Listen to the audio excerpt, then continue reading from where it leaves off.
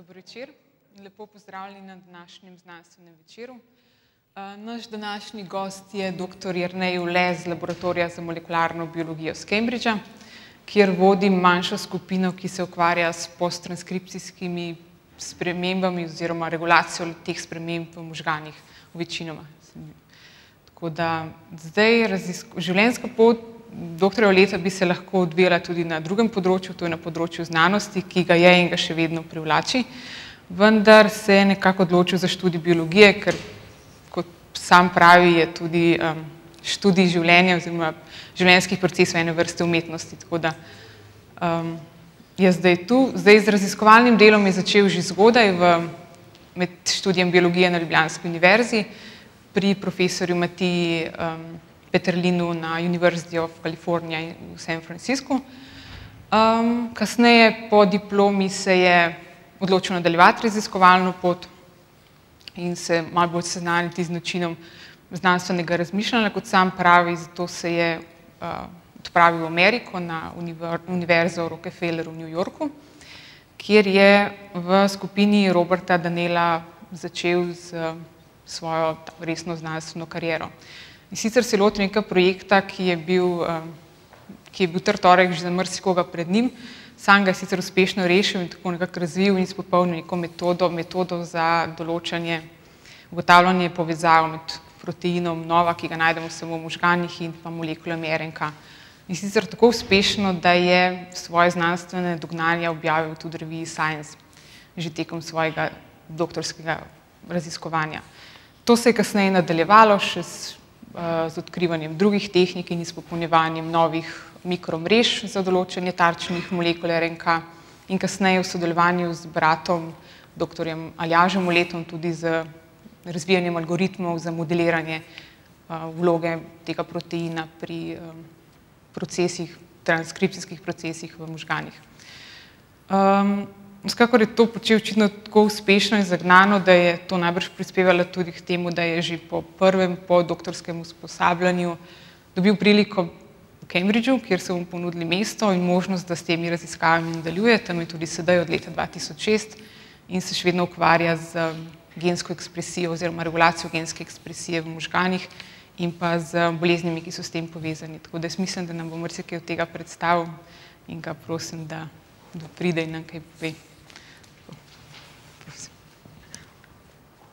Najlepša hvala, Martina. To je bilo zelo lep začetek in hvala vsem, da ste prišli in da je tako zanimanje za znanost in za raziskave na področju genske regulacije in tudi, da lahko o tem govorimo v taki lepi dvorani, kot je tukaj, tako da res se počutiš kot en umetnik sredi teh fresk.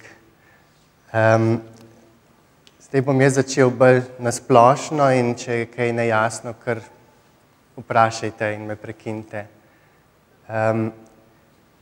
Najprej bi razložil, kaj pravzaprav gen je in kako se ta informacija za gradnjo našega telesa kodira v celicah. Prvo, najbolj ključna molekula za kodiranje genov je molekula DNK, ki je zgrajena iz dvojne vijačnice, kjer imaš sladkor, ki je ogrodje te vijačnice na vsaki strani in potem nukleotidi, ki se prečno povezujejo vsako vijačnico. In te nukleotidi so sestavljeni iz 4 različnih možnosti, ki so s črkami označeni kot A, T, G in C. To se pravi, samo 4 črke obstajajo v našem genomu. Zapis celotne informacije za naše telo je zgrajeno iz 4 črk. In te 4 črke se tudi med sabo prepoznavajo, tako da A in T sta tiste, ki se vedno med sabo prepoznata, in G in C se tudi med sabo prepoznata. In na ta način se ta dvojna vijačnica med sabo poveže. In genska koda, vsaka beseda v našem genomu vsebuje 3 črke. Tako naprimer ATG je beseda za neko aminokislino. Aminokislina je pa sestavni del proteinov. Zdaj sem zelo na hitro razložil celotno bistvo molekularne biologije. Ampak samo, da imate glavni občutek, bistvo je to, da imamo 4 črke in te črke so tiste, ki povezujejo to dvojno vijačnico skupaj v neko spiralo in tudi hkrati so osnova teh besed, ki potem kodirajo informacijo za proteine v celicah. In zdaj nova molekula, katero pa mi študiramo, ki jo nisem omenil zdaj originalno, je pa molekula, ki v angleščini se kliče RNA, ribonucleic acid, in v slovenščini bi temu rekel RNK, ribonukleinska kislina. In kot vidite tukaj je pred kratkim celo revija Economist imela na prvi strani Biology's Big Bang, veliko odkritje, kakšne so različne vloge te molekule RNK v celici. Ta molekula RNK je izredno ustvarjalna molekula, ima zelo raznolike vloge v celici in omogoča zdaj molekularnim biologom, da lahko grejo razne konce raziskovati, kakšne vse možnosti lahko ta molekula izkoristi v celici. Ta molekula je izredno kratkoživa, v nasprotju s proteini, ki so večinoma v celici zelo dolgo, in DNK, molekula DNK, ki se mora pravzaprav prenašati iz ene generacije v drugo, to se pravi, se nikoli ne zgubi. Naša DNK je potomka prvotnih organizmov na Zemlji, se nikoli ni razgradila, pravzaprav se samo podvojuje naprej. Je RNK izredno kratkoživa molekula in hkrati RNK tudi prenaša informacijo iz enega konca celice na drugega in na ta način kodira prostor v celici. Kamor RNK gre, se pa tudi regulacija dogaja na tistem koncu, kar je izredno pomembno v naših živčnih celicah. Tako da nekako pretvori tisto večno informacijo DNK v prostor in čas naših celic. In to pretvori na zelo različne načine. In tukaj lahko pol vidite, kako se ta ustvarnost, RNK pravijo, da je bila pravzaprav prva molekula življenja, zaradi tega, ker ima vse možnosti vseh ostalih molekul so v RNK in nekako ima tisto ustvarjalnost v sebi. Zdaj, mi delamo na nekem ozkem področju regulacije, ki vključuje molekulo RNK. Molekula RNK ima veliko različnih vrst regulacije. V zadnjih 10 letih je ena od velikih odkritij, da obstajajo v celicah zelo kratke molekule RNK, samo 21 črk imajo v sebi. In te molekule se lahko prepisujejo iz raznih koncev genov in potem regulirajo ostale molekule in to se je pokazalo kot zelo pomembno v vseh mogočih vrstah raka in bolezni in tako dalje.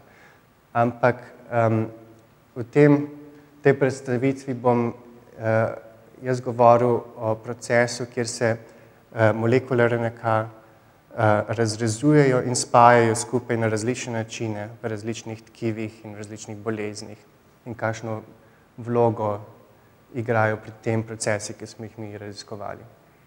Torej najprej, da razložim, kaj je gen. Se pravi, če imamo mi molekulo DNK, ki je zelo dolga molekula, mi imamo v celicah 21 kromosomov, oziroma 2 spolna kromosoma plus 20 ostalih, 20, ki so vsi podvojeni, se pravi, dobro, da bo natančni 42. Je na vsakem kromosomu, ki je zelo dolga molekula, veliko različnih genov. In vsak gen, če je to recimo eden gen, ki se potem molekula se nadaljuje na vsakem koncu, je ta gen informacija, ki pravzaprav kodira proteine, je razdeljena na majhne koščke znotraj tega gena. In ta gen se najprej prepiše v nezrelo molekulo RNK, kot temu rečemo. In tukaj se gen začne, tukaj se konča in molekula RNK je zelo podobna molekuli DNK. Glavna razlika je to, da je molekula DNK dvojna vijačnica, to se pravi narejena iz 2 molekul, ki se spiralno ovijeta drug v drugo, medtem ko molekula RNK ima samo eno samo vijačnico. in se začne, kjer se gen začne in konča, kjer se gen konča. In ta nezrela molekula se mora zdaj pretvoriti v zrelo molekulo RNK, tako da se ti vmesni deli, ki so označeni tukaj za zelo tanko črto, izrežejo. In prvotno, ko se je to odkrilo, je bilo veliko vprašanje, zakaj celice to sploh delajo, zakaj bi gene naredil v delčkih in potem sestavljal skupaj v celicah. Ni to velika zguba informacije. Zanimivo je tudi to, da recimo v naših genih so te vmesni delčki veliko večji. Tukaj v tem primeru sem jaz tako narisal, da so ti vmesni delčki približno enako veliki kot pa te debelejše delčki, ki kodirajo informacijo. Ampak v resnici so ti vmesni delčki pogosto 100-krat daljši in velika večina našega genoma je pravzaprav odstranjena v procesu tega izrezovanja RNA. Približno 99% našega genoma je nekako neuporabnega in na začetku so to klicali kot smetišče celično, velika večina teh sekvenc v celici, teh zaporedij je neuporabnih in se je mislilo, da nima nobene vloge. No in v zadnjih 10 letih se je pa odkrilo, da ti vmesni delčki, ki se izrežejo, igrajo vlogo v regulaciji tega izrezovanja. In v različnih tkivih se pogosto ti ostali debelejši delčki sestavijo na različne načine. In naprimer tukaj je en resnični gen, ki se sestavi recimo v mišicah tako, da se uporabi tale debelejši del, medtem ko se prvi debelejši del ne uporabi. In iz teh zadnjih 3 delov se samo prvi uporabi, in to recimo v mišicah. Mišice črevesja imajo malo drugačno kot ostale mišice.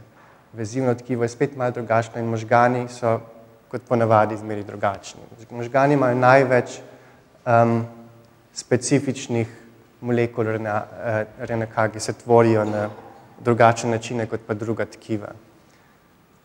In najprej je bilo pač zanimivo odkritje to, da se pač veliko teh molekul, zdaj trenutno se misli, da je 95% genov producira različne molekule RNK v različnih tkivih. In geni so vsi isti v vseh tkivih, to se pravi, DNK molekule so enake v vseh celicah našega telesa. Vse celice našega telesa so kloni, imajo na nivoju DNK, so vsi identične. Medtem ko to raznolikost funkcije celic tvoriš predvsem na ta način, da tvoriš različne molekule RNK iz teh genov, ali različno količino RNK, ali pa da tvoriš resnično različne molekule s tem, da sestaviš te delčke na različne načine. In zdaj prvo vprašanje je bilo, zakaj se to zgodi, kako pravzaprav celice lahko regulirajo to raznolikost, ki je zelo natančno regulirana. Možgani bojo res imeli samo en ekson in mišice, samo en ta delček in mišice, samo en drug delček. In to ni nekaj naključnega, to je zelo natančno nadzorovano v celicah. In ko sem jaz se pridružil v laboratoriju, ki je že ta proces študiral, se je že vedelo, da so zelo pomembni regulatorji tega procesa, so proteini, ki se vežejo na RNK. In te proteini se vežejo na nezrele molekule RNK, ki so tukaj označeni z zelenim ali pa rdečim kvadratkom. In te proteini so ponavadi prisotni samo v določenih celicah. Jaz sem študiral protein, ki je bil prisoten samo v možganih. In bom potem naprej razložil, kako ta protein regulira te RNK. Ampak tukaj samo za primer imamo en protein zelen trikotnik, ki je prisoten samo recimo v mišicah črevesja. In si lahko predstavljamo, da ta protein prepozna neko specifično zaporedje na tej molekuli RNK, recimo v tem delčku in v tem delčku, in na ta način spodbudi vključitev tega delčka v zrelo molekulo RNK. Brez tega proteina se ta delček ne bi vključil. Medtem ko recimo v celicah možgan pa je nek drug protein, ki se pa veže na drug delček te molekule RNK in bo tako ta drug delček se vključil. To je bila naša hipoteza, da se tukaj dogaja. Seveda se je že to precej vedelo, v principu, da se tako dogaja, ampak ni bilo pa še veliko znanega, kako se to kako to vodi v tako veliko raznolikost, kot je bila odkrita v večini genov. In zdaj tukaj samo, da imate malo občutek za to, kako proteini in RNK prepoznajo drug drugega. Imam tukaj shemo, ki je bila narejena na podlagi kristalne strukture tega proteina, ki se mu reče nova, in molekule RNK, na katero se ta protein veže. Se pravi, proteini se lahko kristalizirajo, ti lahko narediš zelo lep kristalček iz proteinov. In ne samo to, tisti, ki so res dobri v tem kristalnih strukturah, lahko celo naredijo kristal iz proteina skupaj z molekulo RNK, na katero se protein veže.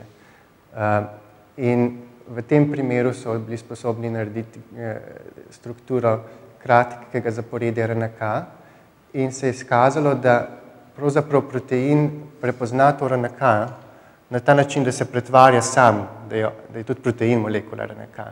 Lahko protein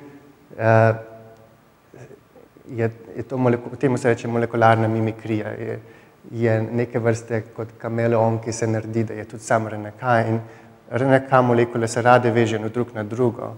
In v tem primeru se te skupine proteinske orientirajo na tak način, da tvorijo iste vezi, kot če bila tukaj še ena molekula RNK. In s tem prepozna določeno zaporedje na RNK, ker molekule nukleinske kislin se veže druga na drugo, tako da se, kot sem omenil, T zmeraj veže z A in G se veže z C. In tukaj recimo vidimo, da je RNK molekula, ki ima C, in ta protein se tukaj pretvarja, da ima neko sekvenco, ki je podobna G-ju. In tukaj je na RNK A in protein se pretvarja, da je tukaj T. In na ta način prepozna zelo specifično sekvenco na RNK. Zdaj, protein, s katerim sem jaz delal, je protein nova in tukaj gledate mišje možgane in pravzaprav v miših in v ljudeh obstajata dva gena, nova 1 in nova 2. In ta dva gena sta oba prisotna v možganih, ampak tako, da kjer je nova 2 prisoten, nova 1 ni in obratno. Se pravi, na primer v možganski skorji imaš veliko proteina nova 2 in zelo malo nova 1, medtem ko v drugih predelih, recimo v hrbtenjači ali pa v srednjih možganih, imaš pa več nova 1 in manj nova 2. Nekako sta drugega izključujoča. In tudi recimo, če pogledaš v zarodku, vidiš, da res, da proteini nova so prisotni samo v možganih, to je nova 1, to se pravi v hrbtenjači in v srednjih možganih, in je ni nič prisotno v drugih organih. In če pogledaš posamezne celice, lahko vidiš, da je protein, to so celice možgan, nevroni, kjer imaš celično telo, ki je pač okroglo in potem izrastke, ki grejo ven. In protein nova je tukaj obarvan rdeče. Vidite, da je zelo visoko prisoten v celičnem jedru. Molekula DNK in geni so pravzaprav obdani s svojo lastno ovojnico in to imenujemo potem celično jedro. V tem celičnem jedru se večina teh regulacijskih procesov genskega izražanja dogaja. In tukaj je nova prisotna. No, zdaj pa samo, da boste dobili občutek, kaj je povezava teh raziskav na določeno bolezen. Tukaj je moj bivši šef, s katerim sem jaz delal doktorat, Bob Darnell, in tukaj je eden od njegovih pacientov. On je pravzaprav doktor in je on začel z deli s pacienti in potem šele kasneje šel v raziskave. In ta pacient ima poškodovan protein nova. In problem v tej bolezni, ki se kliče paraneoplastic opsoclonus myoclonus ataxia, je, da zmanjkuje inhibicije v živčnih celicah. Enostavno ne moreš zavreti nekih pretiranih gibov. Tako da takoj, ko začneš neko aktivnost, se mišice pretirano tresejo in ne moreš zaustaviti njihovega delovanja. Tudi v očeh. Če hočeš nekam pogledati, namesto da bi pogledal naravnost, se ti oči začnejo tresti, ne moreš enostavno zaustaviti gibov. Tukaj boste videli, recimo, kako temu se reče obsoklovnost, da oči ne moreš nadzorovati gibanja oči. No in ta bolezen je bila že v 90 letih karakterizirana, ni pogosta bolezen, je zelo redka bolezen, ampak bolezen je bila pač določena, to je določena bolezen, ampak ni se pa vedelo, kaj je vzrok bolezni. Bob je najprej ugotovil, da je pač ta protein novo udeležen, ampak zdaj je bilo pa vprašanje, kaj protein nova dela v celicah, zakaj te celice ne morejo zaustaviti mišične aktivnosti. In jaz sem se tega lotil tako, da smo vzeli možgane iz miši in jih izpostavili ultravijolični svetlobi.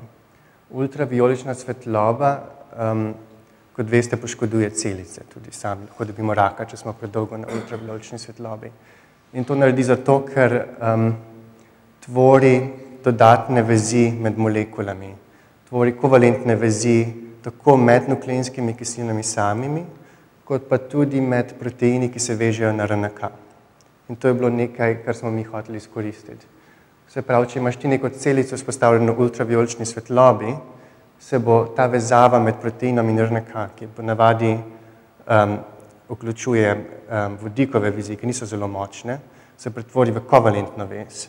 In kovalentna vez je pa izredno močna vez, ki se ne more več zelo enostavno obrniti nazaj. To se pravi, lahko potem uporabiš zelo dobre načine, kako to izolirati iz celice, brez da bi se vez pretrgala. In prva stvar, ki jo naredimo, je, da celice liziramo, to se pravi, odpremo vso celično vsebino in razgradimo te molekule RNK na kratka zaporedja, tako da ostane samo tisti delček molekule, ki se je vezal na protein. In ta delček nas res zanima.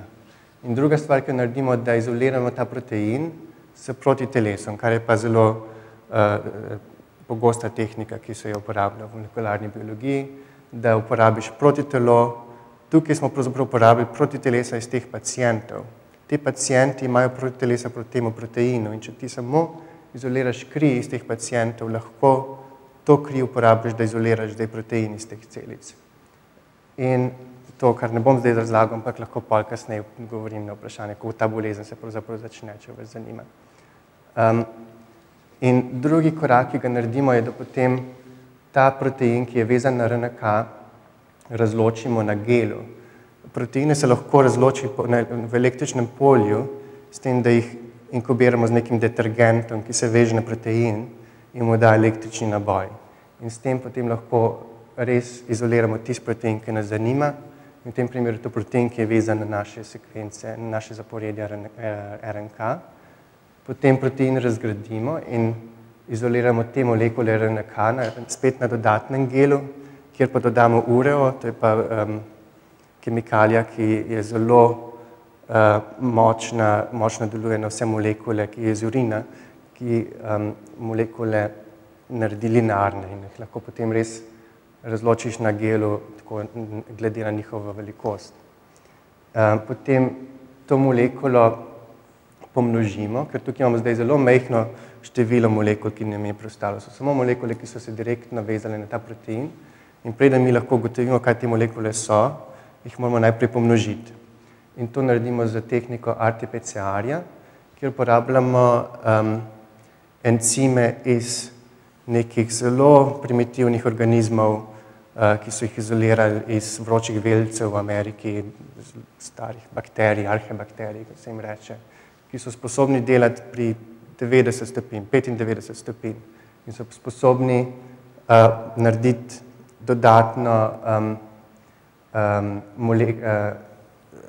molekulo, to se pravi podvojiti število molekul in to delaš v ciklih eksponencialno in lahko začneš z 2 molekulama in greš skozi 30 ciklov in boš končal z milijoni različnih molekul, ki se bojo pomnožili. In potem zdaj, ko imaš veliko število molekul na koncu tega cikla, še enkrat izoliraš te molekule na gelu za DNA in na koncu uporabljamo zdaj nove tehnike, ki so se razvile za določanje sekvenc zaporedi teh molekul. To so pa tehnike, ki so se postale uporabne šele v zadnjih 2 letih in kjer lahko naenkrat določimo število milijonov različnih molekul.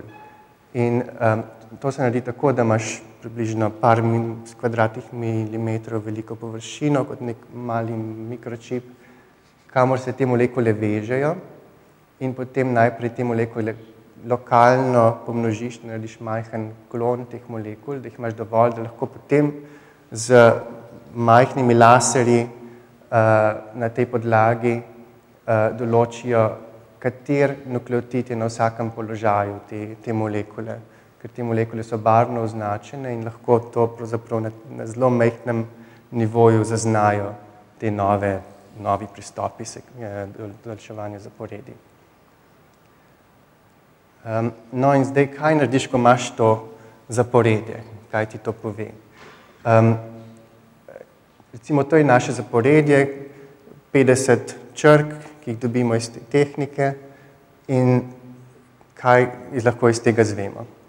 Prva stvar je, da lahko s tem 50 črkami ugotoviš, kje na genomu to zaporedje obstaja. Ker 50 črk je že zelo kompleksna informacija, ki na genomu obstaja samo enkrat. Zelo majhna verjetnost, da se bo to zaporedje pojavilo 2-krat. In recimo v tem konkretnem primeru se je to zaporedje pojavilo v tem delu genoma, ki se izreže v procesu spajanja teh malih delčkov genov. In naše zanimanje je bilo, a se ta del a ima ta del kakšno vlogo pri alternativnem sestavljanju teh delčkov. In smo videli, da recimo tale delček 9 se alternativno sestavlja. In če gledamo recimo tukaj različna tkiva, imaš tudi tukaj 2 možne molekule RNK, ena, ki ima ta delček in ena, ki ga nima. In vidimo, da samo v možganih je predominantna molekula tista, ki nima tega delčka. Medtem ko ostala tkiva imajo glavne molekulo, ki ima ta delček. In mi smo zdaj lahko preverili, ali se res ta delček napačno ustavlja v molekule RNK, kadar nimaš proteina nove v celicah. In to smo naredili tako, da smo pogledali v možgane miši, ki nimajo proteina nove. Tem mišim se reče knockout miši. Ta gen enostavno lahko odstraniš iz miši, seveda to ni nekaj, kar sem jaz delal, to je bilo že v laboratoriju, to je proces, ki traja vsaj 1 leto, da lahko narediš take miši. In miši, ki nimajo proteina nove, se rodijo normalne, ampak umrejo v 1 tednu potem. In izgledajo zelo podobne, mislim, manjka jim ta inhibicija, živčna inhibicija in se tresejo in navad padijo po tleh, ker ne morajo se niti držati po koncu, ne morajo jesti in izgleda, da res jim manjka sposobnost zaustaviti mišično aktivnost. In prva stvar, ki smo jo ugotovili, je, da v normalnih mišjih možganih, kot smo že prej videli, je, da se predvsem tvori molekula, ki ne vsebuje tega delčka RNK, ki ga preskoči. Medtem ko v možganih miši, ki pa nimajo tega proteina nova, se tvori predvsem molekule, ki pa ima ta delček. To se pravi, kadar možgani nimajo proteina nova, so veliko bolj podobni ostalim tkivam, glede na to molekulo. In izgubijo to specifičnost svojo, kako sestavljati gen. In to se lahko zazna tudi na nivoju proteina, ker iz RNK se potem naredi protein. In lahko tudi pogledaš sam protein, ki se tvori, in vidiš, da v normalnih možganih imaš predvsem ta krajšo obliko proteina in v knockout možganih imaš daljšo obliko proteina. Zdaj, kaj ta protein dela v celicah? To je protein, ki se mu reče gefrin. In to je protein, ki je potreben za to, da se kanalčki, ki inhibirajo nevrone, sestavijo skupaj v teh stikih med živčnimi celicami.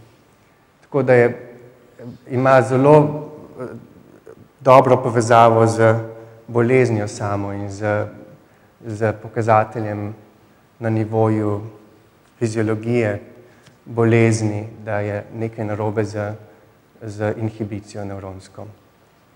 No in tukaj smo zdaj z to tehniko prišli do prvih tarč za protein nova, ampak nas je pa zanimalo, a je ta povezava med temi molekulami RNK, ki jih nova regulira, in njihovo funkcijo res povezana z boleznijo, ali bo to čisto naključno, da smo pač dobili prvo tarčo, ki je bila nekako zanimiva, glede na to, kaj bolezen dela.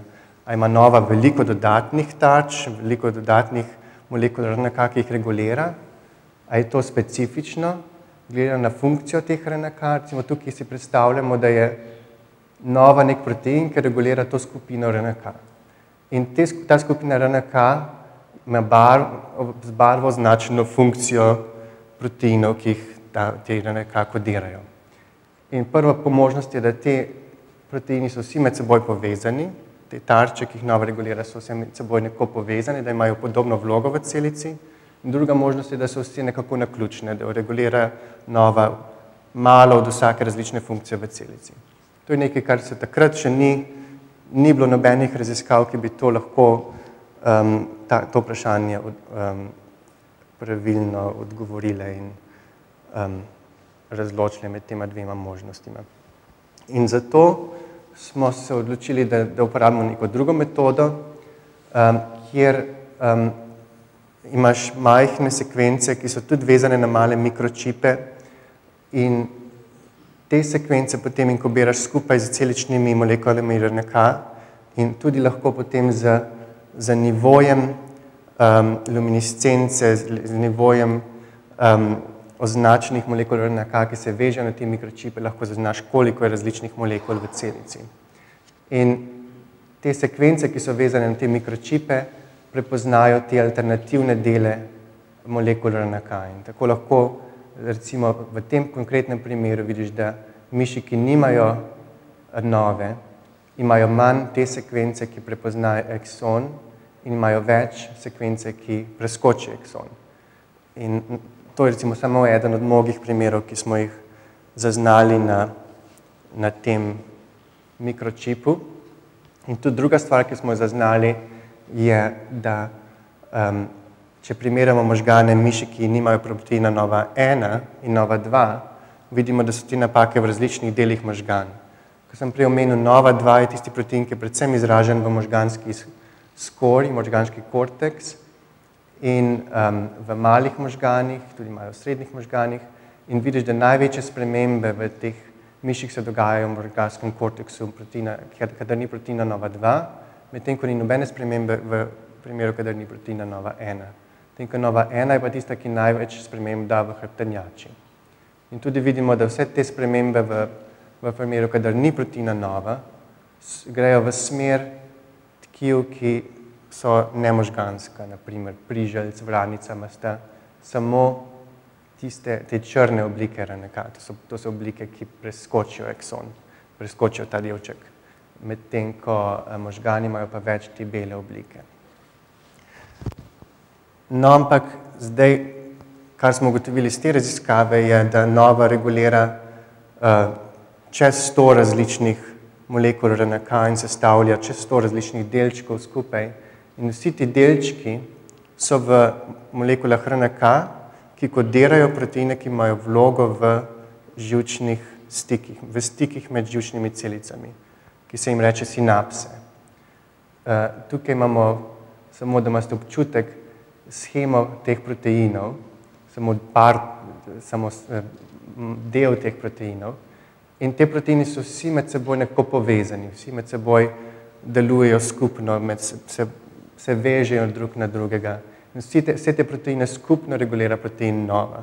Tako da lahko rečemo, da je nova nek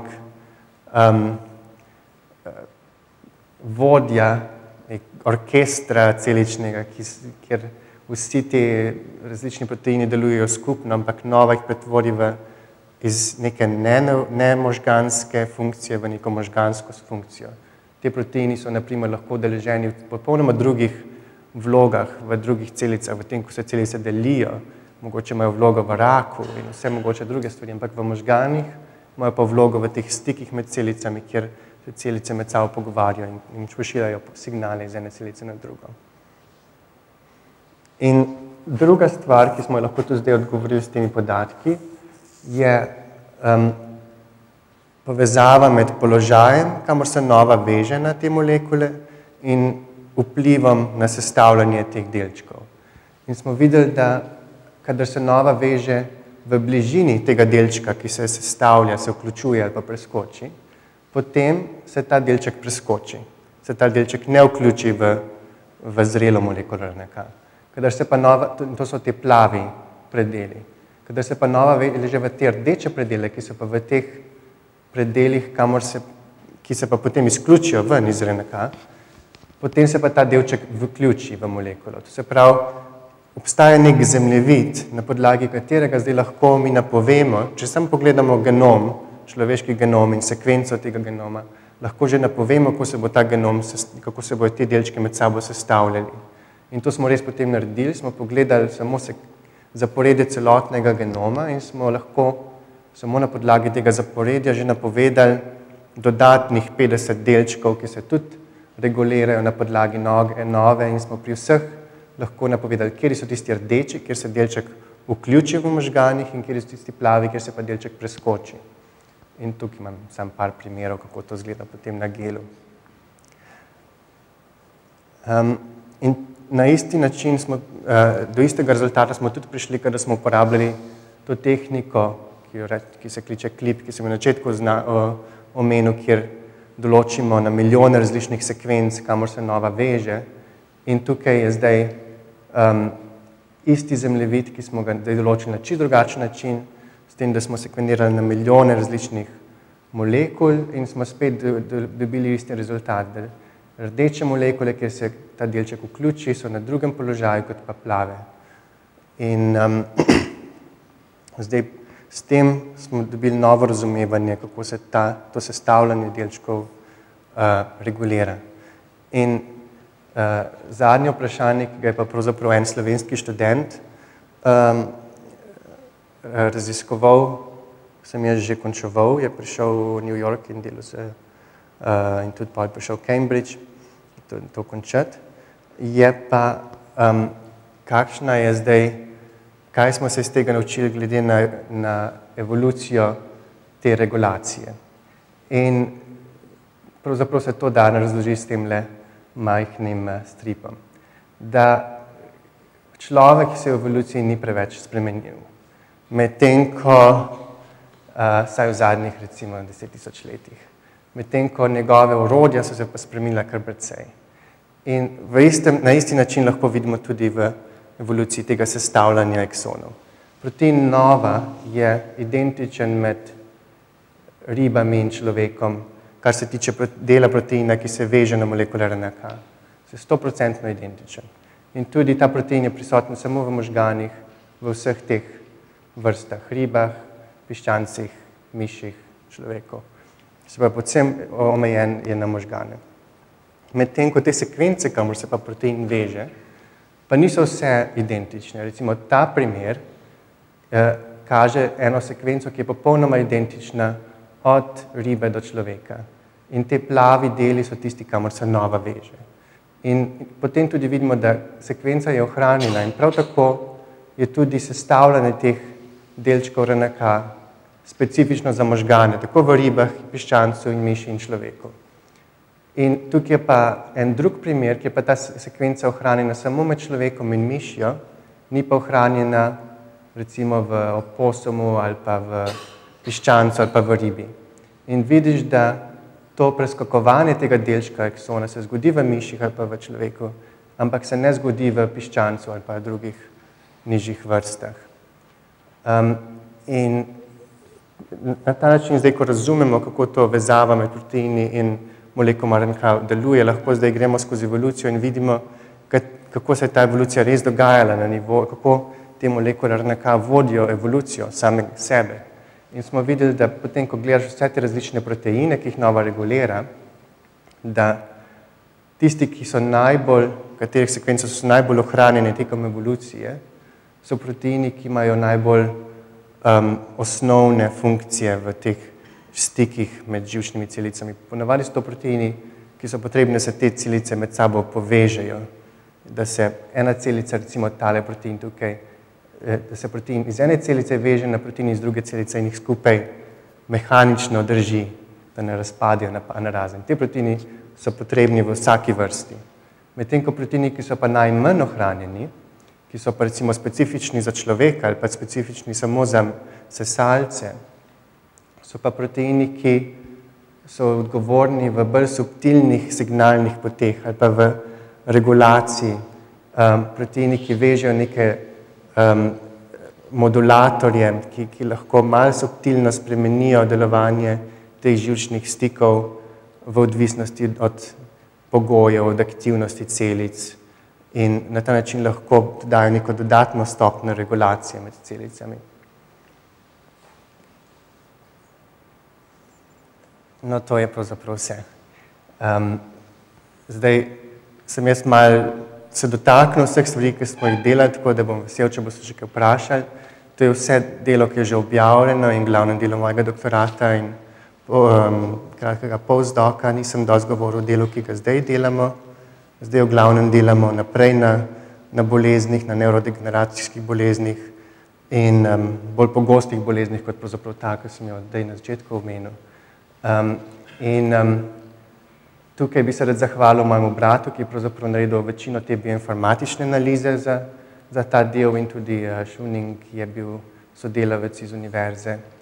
Nate Yellen je bil tisti, ki je delal večino te analize evolucije, ki zdaj dela primarko živino v Ljubljani. Bob Darnell in člani laboratorija, ki so pomagali in naredili tudi dele kakšnih stvari ali pa mi dali kakšne materiale potrebne.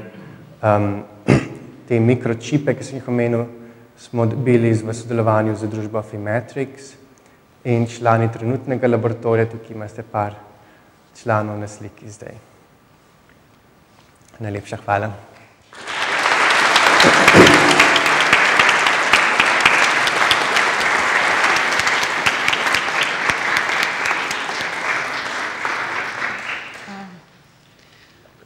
Zdaj sledijo vprašanje našemu predavatelju. Mogoče lahko začnem z enim uvodnim, takim bolj splošnim. Zdaj mi vsi dosti vemo o molekuli DNK. Se mi zdi, da je že prav mistificirana, vse se odvija, vse tam. O RNK in podobni, kako se dejansko regulira na koncu stvari, pa vemo bolj malo. Se nam zdi, da je to tehnična stvar, DNA vse kodira, tisto se bolj sintetizira. Zakaj misliš, da je tako? Zato, ker ne poznamo krovnih mehanizmov na nivoju RNK, zato, ker ker so samo še po fragmentih, ker delovanje DNK je enostavno, oziroma struktura je enostavnejša in jo bolj poznamo, ali kaj drugega zadnje, ali se to s časoma zdaj zvišuje ali ne? Mogoče DNK je tista, ki prenaša sporočilo iz ene generacije v drugo in to je zanimivo, ker lahko, če pogledaš molekulo DNK, lahko veš, zakaj ima moj sin plave oči, zakaj se je nekaj prenesel naprej in če pogledaš mutacije v DNK, lahko vidiš, zakaj se je nek rak začel in kako je to pol se naprej razvijal. Sprav, DNK je tista, ki ti lahko da to dolgoročno informacijo o neki evoluciji ali znotraj telesa ali pa med generacijami. RNK je pa zelo kratkoživa molekula in dela bolj regulacijske procese, ki so ponavadi zelo zapleteni in mogoče niso ta prvi proces, katerega bi pomislil, kadar bi mislil na neko bolezen, ampak so pa zelo terapevtično, imajo velik terapevtični potencial. Posebej te kratke molekule RNK, ki so zdaj v zadnjih 10 letih začele zelo intenzivno raziskovati. Ker zdaj, ko poznamo, kako molekularno nekateri regulacijski procesi delujejo v celicah, lahko te kratke molekule v celice vnesemo in s tem določeno molekulo spremenimo. Vsa zdravila, ki jih trenutno jemljemo, so zelo naključno razvita. Vzameš neke celice, pa jih inkubiraš z vsemi mogočimi milijoni različnih molekul in pol vidiš, da ena mogoče deluje in to je pol zdravilo. Ampak ta molekula verjetno dela še 100 drugih stvari v celici in ima 100 drugih stranskih učinkov in ni idealna. Ampak mogoče slučajno neko molekulo, ki je pa koristna tudi regulira. Če bi ti lahko direktno na tisto molekulo deloval preko molekule RNK, bi bilo to veliko bolj učinkovito in brez stranskih učinkov in tako dalje. In to se zdaj zelo intenzivno dela. Tako da razumevanje molekul RNK je res tista ultimatum molekularne biologije, kjer bo se lahko razvijali terapeutične pristope veliko bolj razumsko, kot pa čisto naključno razvijati preko milijon različnih molekul. Še eno vprašanje vezano na novo. Zdaj, če imamo vse celice enako DNA, če v primeru nova regulira, kakšen končni protein bo nastal, kdo pa regulira novo in ekspresijo, zakaj se nova izraža samo v možganih in da bo točno taka, kot jo. Vidiš, to je pa zelo dobro vprašanje, ki se pa še ne ve odgovora. Veliko se je preučevalo o tem in v Bobovem laboratoriju so bili ljudje, ki so odgovorni za to vprašanje razumeti, ampak zaenkrat se še ne ve natančno odgovor, zakaj je nova narejena samo v možganih, zakaj nova 1 in nova 2 nekako med seboj se izključujeta tudi znotraj možgan. In trenutno je edina možnost, ki se razume, je, da mogoče novo regulirajo te kratke sekvence RNK, ker se neke računalniške analize so pokazale, da je nova eden od tistih genov, ki ima največ vezavnih mest za te kratke molekule RNK. In mogoče druga tkiva v telesu imajo molekule, ki se vežejo na molekulo, ki kodira novo in jo razgradijo. Možgani pa nimajo teh molekul in zato se nova lahko pravzaprav naredi v možganih. In to je stvar, ki se šele zdaj začenja eksperimentalno raziskovati, ampak je veliko na tem, še veliko potencijala, kaj te molekule RNK delajo nazaj na proteine, kako se to med sabo regulira. Proteini regulirajo RNK in proteini RNK pa regulirajo nazaj proteine. Veliko teh zank je v celicah, kako se med sebojno stvari regulirajo. To zgleda res komplicirano na tem nivoju. Mogoče kakšno vprašanje iz publike? Evo prvo. Ja, mene pa zanima, v principu, glede na to, da je to eno tako zelo kompleksno ravnovesje očitno, vse vpliva na vse, se pravi, v principu tudi ni jasno, če bi mi dodali en določen protein ali pa to, točno kaj se lahko, da bi pač v redu bilo, lahko bi pa podrlo eno drugo ravnovesje, pa bi pač spet nekje čez padli, tako da verjetno je čisto od teoretskega razumevanja ali pa tudi tako pa do neke klinične uporabe kar neka dolga pot, Ja, ampak je isto tudi, če vzameš normalna zdravila. Normalna zdravila tudi delujejo na neke proteine in tudi porušijo celično ravnovesje. Ampak celice imajo zelo dobro sposobnost vzpostavljati to ravnovesje. Neverjetno te zanke imaš veliko sporednih poti v celici, tako da če eno poruši, se bo drugo prevzelo to pot. In kar mi vidimo zaenkrat, ko študiramo te nevrodegeneracijske bolezni, da so te bolezni grejo v stopničkah in šele ko se zadnja stopnička podre, je pol res ti opaziš bolezen, ampak proces se začne že veliko bolj zgodaj na nivoju genske regulacije in na nivoju napak, ki se nabirajo v celici. Tako da obstaja veliko možnosti, veliko korakov, ki bi lahko to zaustavil in nekako na molekularni način preprečil, da gre celica v naslednji korak. Zdaj treba seveda ugotoviti, vsakič treba testirati, da ni sistem pol še dodatno porušil kakšno ravnovesje, ampak mislim, da zdaj so molekularne metode razvite tako, da lahko res celostno pogledaš v celici, kaj se dogaja. In doslej so se zdravila testirala tako, da si gledal, a je bil kakšen učinek na poskusne živali ali pa celične kulture na koncu človeka in se pač povezval in si gledal, a je učinek ali ni učinek. Čakal 3 leta, ni bilo nič, rečeš, da je v redu. Ampak zdaj lahko res pogledaš na gensko ekspresijo celostno in vidiš, a je karkoli porušeno v celici, ne glede na to, a je res na nivoju biologije in fiziologije, ki je narobe, ampak tudi lahko že vidiš, že preden se karkoli opazi, lahko vidiš, da je nekaj ravnovesje porušeno in tukaj lahko ukrepaš. Gotovo, glede na to, da je narava skozi evolucijo prišla do nekih rešitev v celici, je ista evolucija poteka v procesu eksperimentov, v neki fazi prideš do pravih rešitev. Mene pa zanima, kako razlagate, da je kljub temu, da je Nova bil odsoten pri tistemu slajdu, kjer je bil wild type pa knockout, je v bistvu prišlo še zmeraj do pravilnega splicinga. Se pravi, ni bilo nič ena varianta. A je še kak dodaten mehanizem regulacije? Ena možnost tukaj, kar sem kazal, je, da so to miši, ki nimajo ali proteina Nova 2 ali pa proteina Nova 1. Ne? In to, kar se vidi v teh miših, da če recimo nimaš enega od njih, se potem ta drugi protein malo prevzame, malo te funkcije lahko. Recimo v možganski skorji imaš normalno samo protein 2, če pa imaš miši, ki so knockout proteina Nova 2, bo pa malo se povišalo izražanje proteina Nova 1. Tako da bo lahko malo prevzel te funkcije in zato ni razlika črno-bela. Mislimo, da je to verjetno razlog. Se pravi, knockouta za oba dva ni bil še narejen? No, knockout za oba dva je bil pa narejen, zdaj še ni objavljen. In če narediš knockout za oba dva, potem se miši niti ne rodijo, potem pa že ne morejo niti dihati, nimajo sploh stikov med sabo in potem je razlika res črno-bela.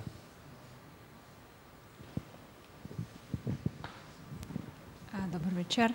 Jaz imam pa 3 vprašanja.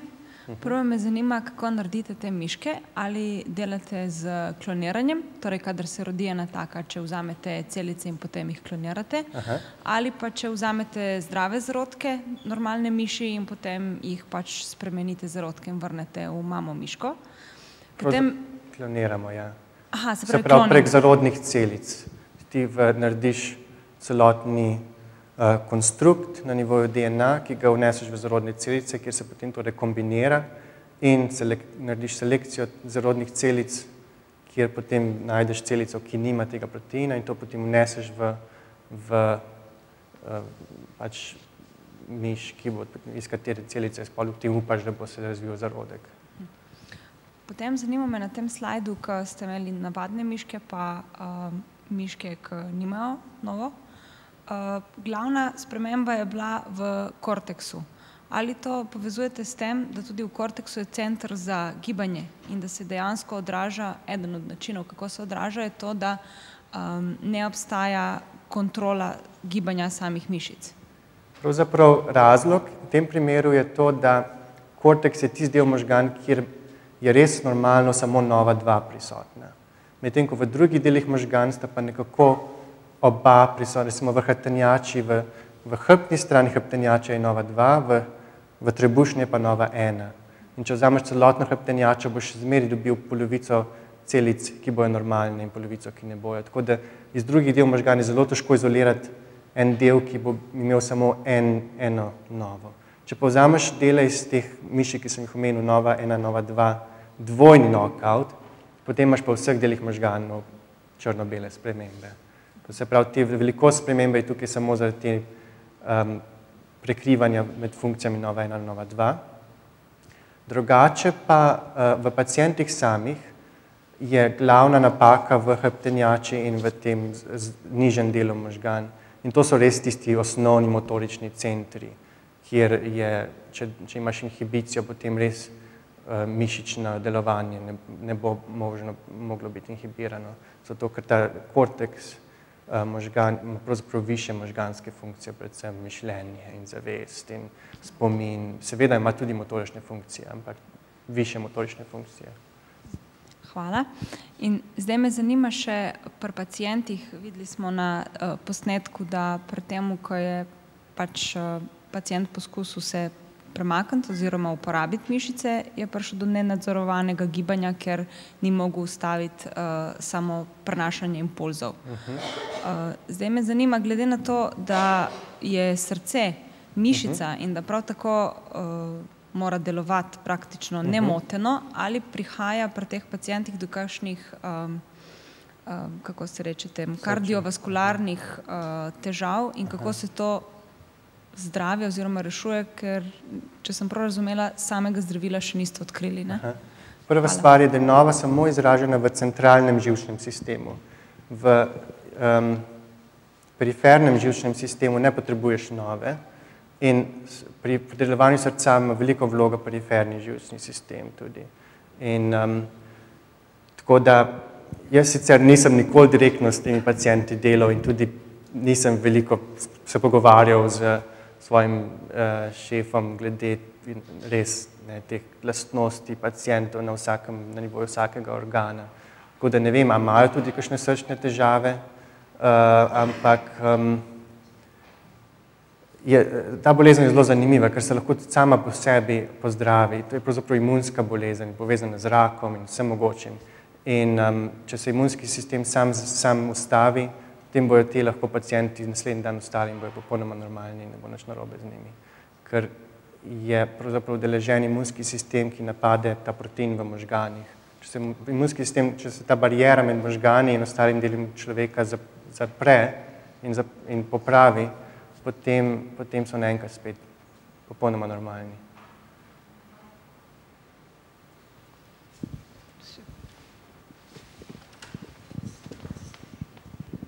Dober večer. Če sem prav razumel, ste prikazali tam tisto trikotno beljakovino, ko se veže z RNK-jem in šele takrat pride do končne determinacije celice črevesne mišice. Kaj to je za ena reakcija? Je to kemična reakcija? A to nekdo menedžira, kakšna druga molekula, kakšen encimski sistem? Kako pravzaprav potem iz neke surove ali nezrele RNK dobimo nekaj zelo specifičnega? Kaj ta celica je zelo specifična? Seveda, ja, to je pomembno vprašanje. To sestavljanje molekul RNK regulira en velik kompleks beljakovin in ki tudi vključuje same molekule RNK, ki se mu reče, v slovenščini bi težko jaz to prevedel, ampak spliciosom. In to je sestavljanka iz čez 50 različnih beljakovin in 6 različnih molekul RNK, ki so različni delci. In to je kot neka vrsta celična tovarna, ki nadzoruje to sestavljanje teh delcev. In to je proces, ki tudi poteka v določenih delih celičnega jedra, je vezan na prepisovanje RNK. Je potem možno tudi pričakovati kakšne napake in bolezni. Seveda, tudi te beljakovine same imajo lahko mutacije, ki vodijo v bolezni. Hvala. Potem pa še, nikoli mi ni bilo jasno, mogoče mi znate pojasniti, omenili ste tudi tiste termofilne bakterije, ko prastare. Kako tam funkcionirajo beljakovine, glede na to, da je temperatura 90 in več? Kako jih zaščitijo tiste svoje beljakovine, da sploh lahko funkcionira, da kaj posname in da potem, kajti to delo RNK-ja in vse ostalo v resnici je sinteza beljakovin. Kakšnih pa, če je temperatura 90-95? Ja, zdaj tukaj jaz manj vem, tako da zdaj ste me dobili. Oprostite, ampak to je gotovo vezano na strukturo teh beljakovin. In če imaš strukturo, ki je zelo rigidna, boš lahko pri višji temperaturi, beljakovine morajo biti lih prav fleksibilne, ne preveč, ne premalo. In naše beljakovine so optimizirane za temperaturo 37, da so pri tej temperaturi optimalno delujejo in spodbujajo kemične reakcije. In imajo take strukture, da pri tej temperaturi je ta struktura dovolj fleksibilna. Te strukture teh proteinov, ki pa delujejo pri 95, bi bile pri 37 popolnoma rigidne, se ne bi niti spremenile, niti premaknile verjetno. Pri višji temperaturi pa postanejo lih prav fleksibilne, to je pač evolucija prišla do tega. Biodiverziteta. Zdaj, ko smo že pri evoluciji, dovolite samo še eno kratko, da ne bom preveč. Pač nevroni so podobni tako pri nas, kot pri ribah. Ste sam rekel, da so pač genom je nekaj, kar je staro že stotine milijonov let in tako naprej. Ampak moje vprašanje bi šlo v tej smeri. Zavednost, ne? Kaj je z našo zavednostjo? Mi smo ljudje, ne? In se zavedamo. Ribe se pa ne, ali pa levi, ali pa ne vem kaj. A nismo mi kakšna napaka evolucije, ko ste rekel, tam so tiste fini, subtilni mehanizmi, neke molekulice, še submejhne, ko to regulirajo. Je to kakšna napaka? To je super vprašanje, to je mene blazno zanima. Jaz sem že preden sem začel sploh delati tukaj, že pisal članke tekom univerze o zavesti in možganih. In to je mene sem pripeljal. To zanimanje za zavesti je mene pripeljal v to raziskovanje RNK, ker nekoč čutil, da to mora imeti neko zvezo. In Zdaj, recimo, ena stvar, ki jo vidiš, da če primerjaš genom šimpanza in človeka, ni skoraj nobene razlike, ampak če primerjaš izražanje tega genoma na nivoju RNK, pa vidiš, so pa razlike zelo velike in zelo specifične. To je pred kratkim tudi prišlo nove objave ven.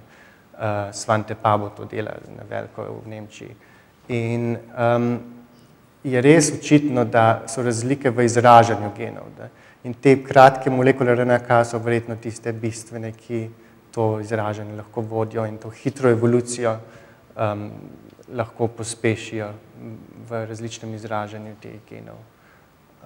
In verjetno to razlika med organizmi je prav v tem, kako se lahko subtilno stvari regulirajo. Ne to, kaj res narediš, ampak kako lahko še dodatno stopno regulacije uvedeš. Ker zavest je neka stopna samorefleksije in če imaš neko možnost še dodatne regulacije v celicah, lahko to refleksijo mogoče omogočiš. Ja, zdaj smo se že nekaj vode. Ja. Mogoče še kakšno vprašanje?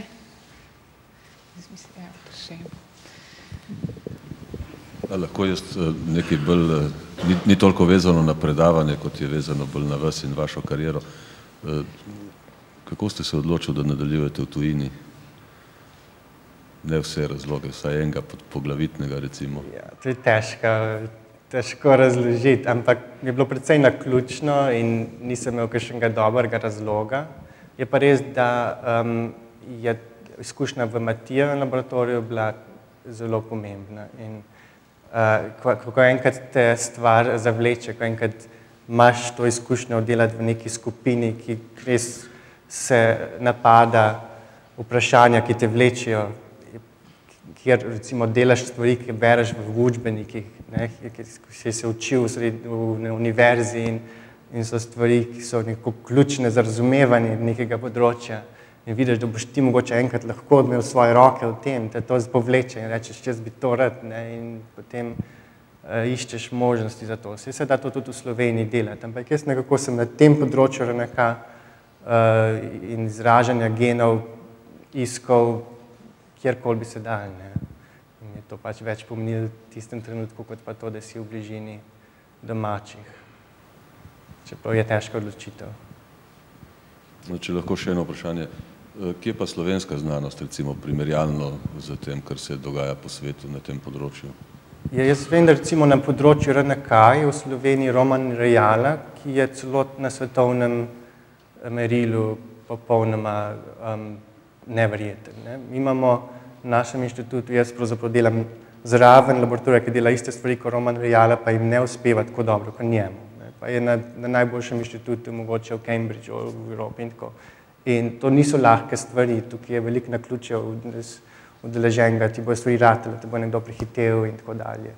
In se mi zdi, da glede na možnosti Slovenija dobro dela, gotovo se da stvari izboljšati in predvsem, kaj se tiče infrastrukture, ampak se mi zdi, da znanstveniki sami so pa špice, razmišljanje in tako. Hvala. Mogoče še kakšno vprašanje? Glede, da ne, tako da še. Ja, jaz bi sam še enkrat se vrnila na tistega pacienta, ki me je kar malo streslo, ko sem ga videla. Torej, zdaj odkrili ste pač, v čem je, bomo rekli, bistvo bolezni. Torej, ali obstaja že kakšna možnost, da se pojavi kakšen inhibitor, ki bi mogoče zavrl tisti neželjen proces vključevanja tistega gena? Zdaj, v laboratoriju mojega šefa je bilo precej različnih oddelkov malih skupinc. In ena skupinica dela tudi na nivoju imunologije, ki je tudi vložena v to bolezen. In ta nivo vodi zdaj v nove načine tretmaja te bolezni, ki bo res pomagal. Medtem ko naše raziskave, ki se tiče razumevanja delovanja tega proteina, pa zdaj vodijo nas naprej bolj v raziskavi bolj pogostih nevrodegeneracijskih bolezni, ker tudi vidimo, da se te napake dogajajo, da je tudi ta protein udeležen in so stvari še bolj generalne. In tukaj zdaj pa gledamo te stvari, ki so skupne vsem procesom, kjer se celice napake dogajajo v živčnih celicah. In z teh skupnih točk se mi zdi, da se bojo zdaj začele lahko razvijati novi pristopi, ki pa ne vem, če bojo za začetka zahtevali, da boš ti direktno deloval na RNK, ker vidimo, da so neke signalne poti, ki vodijo v napake v regulaciji teh proteinov, kjer bi se verjetno zaenkrat lažje dali delovati. Ker te tretmaji na nivoju RNK so zdaj še v povojih, to bo še verjetno trajalo par 10 let, da bo res tisto prišlo v mainstream, ne v glavno. Hvala. Ja. Najlepša hvala še enkrat za zelo zanimivo in nazorno predavanje. Mislim, da smo ga razumeli vsi. Hvala.